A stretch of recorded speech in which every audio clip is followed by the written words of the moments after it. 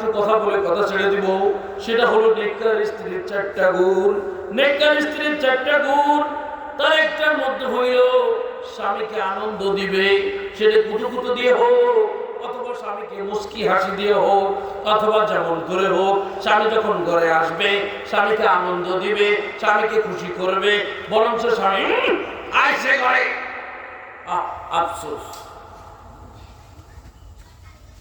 এজন্য স্বামী যখনই ঘরে ফিরবে, সেটা রাত্রে নয়, সকাল নয়, দুপুর নয়, যখনই আমার আপনার স্বামী ঘরে ঢুকবে, তখন আমার মা বোনেরা শুনে শুনো, সেই সময় স্বামীকে আনন্দ দিবে।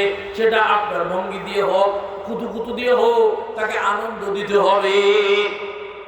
আজকে আমার মা বোনেরা যখন রাস্তায় বেরোবে তখন সাজে কুইজে বেরোয়, আর যখন ঘরে বসে ঘর মুছাতে না বলি থাকে, যাতে কাকা এসে দেখলে কাকার মেজাজ খারাপ হয়েছে সলাদ্রি মিটিয়ে। এর জন্য মা বোনেরা ঘরের মধ্যে সেজে গুছে থাকবেন, যাতে স্বামী আপনাকে দেখলে তার ভিতরে আনন্দ লাগে, আনন্দ উপভোগ করতে পারে। এবার 2 নম্বর গুণ হইল নেককার স্ত্রী। স্বামী যেটা বলবে, স্বামী যেটা হুকুম করবে, সেটা জীবন দিয়ে হইলেও পালন করবে। কিন্তু আমাদের মাঝে পাওয়া যায় না। আমাদের মাঝে পাওয়া যায় স্বামী বলছে পানি ডাইলে আনো, একটু পানি খাবো, খুব তৃষ্ণা লাগছে, ডাঙ্গাতে আসছি, ভ্যান চালায়, রিক্সা চালায়, ব্যবসা করে, দোকান থেকে দুপুর সময় কড়া রোদ, ঘরে ঢুকছে, বলছে বিবি গো 1 গ্লাস পানি এনে দাও, একটু পানি খাবো, ঠান্ডা পানি। বিবি ডাক দিয়ে বলে, ও আমার স্বামী, পানি ঢেলে খেতে পারো না, তোমার পানি ঢেলে খাওয়াবো, তাই দেখছি। আফসোস। ওই যে নেককার স্ত্রী কইছি, যেভাবে হোক স্বামীকে আনন্দ দিতে হবে, উনি আনন্দ দিয়ে দিচ্ছে 1 শাড়ি দিয়ে। এজন্য স্বামীর হুকুম মানতে হবে। স্বামী আপনাকে যে হুকুম করবে, এটা জীবন দিয়ে হলে পালন করতে হবে। স্বামীর হুকুম মানা আপনার জন্য, আমার জন্য ওয়াজিব। এরপরে আরেকটা হলো 3 নম্বর নেককার স্ত্রীর গুণ হইল স্বামী যা পছন্দ করবেন সেটা আপনাকে আমাকে পছন্দ করতে হবে। যদিও আমার অপছন্দ হয়, স্বামীর পছন্দ হইল আমার মা বোন ভাই ব্রাদার সবাইকে নিয়ে এক হাঁড়িতে খানা খাবো, কিন্তু আমি স্ত্রী এটা চাই না যে আমি আমার স্বামী তার ভাই ব্রাদার নিয়ে, তার মা বোন নিয়ে এক হাঁড়িতে ভাত খাবো, এটা আমরা চাই না। আমরা এটা চাই না।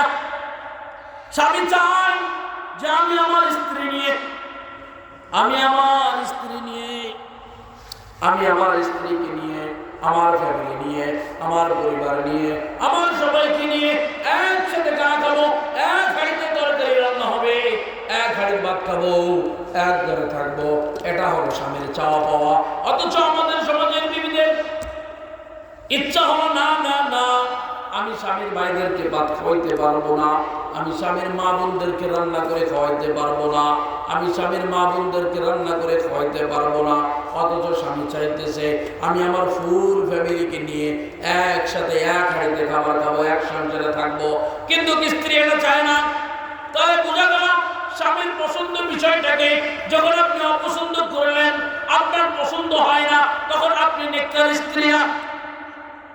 নেককার স্ত্রীর গুণ হইল আমার স্বামী যেটা পছন্দ করবে সেটা যদি আমার অপছন্দ হয়, আমার ভালো যদি নাও লাগে, ওটাকে আমার ভালো লাগতে হবে স্বামীর আনন্দ দেওয়ার জন্য। আমাদের সমাজে মা বোনরা আজকে বিয়ের পরে চায় না এক হাঁড়িতে আরো 2-3 জন খাক, আমার স্বামী নিয়ে আমি আলাদা হয়ে যাব, আলাদা সংসার হবে আমার, আলাদা সংসারে চলে গেছে ঠোনার টড়ি। আফসোস। এরপরে 4 নম্বর গুণ হইল স্বামীর সাথে মুখে মুখে তর্ক করবে না। নেককার স্ত্রীর 4 নম্বর গুণ হইল সে তার স্বামীর সাথে মুখে মুখে তর্ক করবে না। আমাদের সমাজে অনেক পাওয়া যায় স্বামীর সাথে তর্ক করে না এমন মহিলা খুঁজে পাওয়া বড় দুষ্কর, অনেক কঠিন, অনেক কঠিন। একটা কারণ হলো ওই মায়ের মার আব্বার সাথে তর্ক করে, ওই মায়ের চাচিরা চাচার সাথে তর্ক করে, ওই মায়ের মা খালা জাত গোষ্ঠীর যত মহিলা আছে সমস্ত মহিলা তার পুরুষের সাথে তর্ক করে, পুরুষের মুখে মুখে ঝগড়া করে, স্বামীর সাথে ঝগড়া করে। আর ওইগুলো দেখে স্বামীর ঘরে আসে ও স্বামীর সাথে বই তর্ক করে।